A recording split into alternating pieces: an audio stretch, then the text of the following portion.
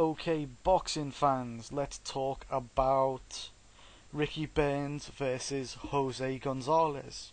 This is for the WBO lightweight title. I think Ricky Burns is fighting this guy because he's ranked inside the top 10 of the WBO rankings, and I can understand why. Basically, the reason would be he's got this WBO Latino lightweight title, Mr. Gonzalez, and he's defended it 1, 2, 3, 4, 5, 6 times. 6 times. Most of which by way of knockout. He's got a reputation of being a big puncher. However, let's have a real look at that. This guy is 22 wins, 17 of which by way of knockout, against Ricky Burns, 35 wins, 10 of which by way of knockout to 2 defeats. How big a puncher is this guy? Looking through his record, he's fighting pretty much mediocre competition in my opinion. The first so many fights, he's not fighting anyone. He's never fought anyone of note really, all of which have got numerous losses. Just looking through his last few, he's fought a guy with 18 wins to 8 losses, 15 wins to 8 losses, 14 wins to 7 losses, 15 wins to 8 losses, 33 wins to 15 losses. Now, you see, all the level of competition is very weak that he's been fighting. He's not even the number 1 in Puerto Rico, so he's getting a bit of a gift shot in my opinion, and I think he's going to be beaten quite soundly. Like I did say, he does have a puncher's chance because of his high knockout ratio, but I've seen that before. If you want an example, Martin Murray, who just recently fought Sergio Martinez and lost, fought a guy called, well, when I say lost, on paper.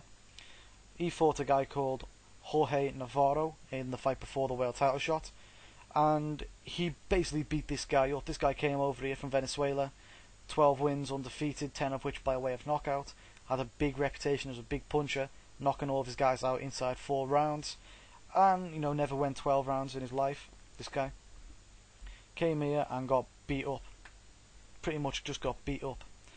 Yeah, that's all I'm going to point out on that. Getting dropped in the first and the 6th, beat up, shows you that records don't exactly always show what it is actually on the tin.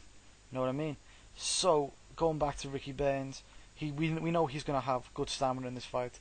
There's a chance that maybe he has been overtrained because he's been in training for the Velasquez fight for quite a while. Vasquez.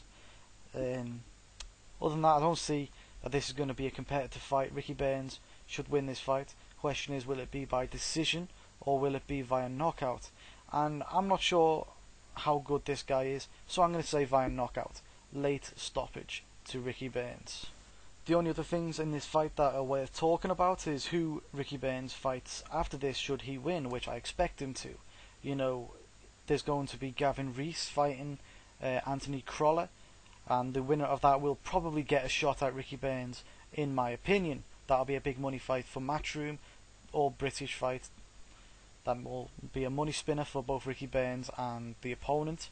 It'll be an okay fight. He was good enough for Adrian Broner, good enough for Ricky Burns, in my opinion.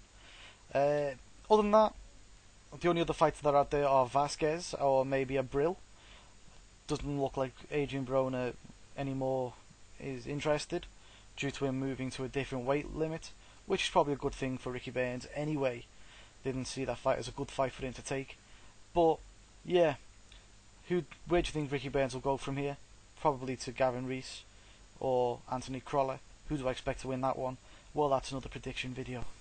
Actually guys, just check the undercard, and there's actually a better fight on the undercard than the Ricky Burns one, and it's John Simpson versus Choi, the Mongolian warrior, and that's actually probably the best fight actually of the night. I think, John Simpson, good come forward fighter, good inside fighter. He's got every trick in the book.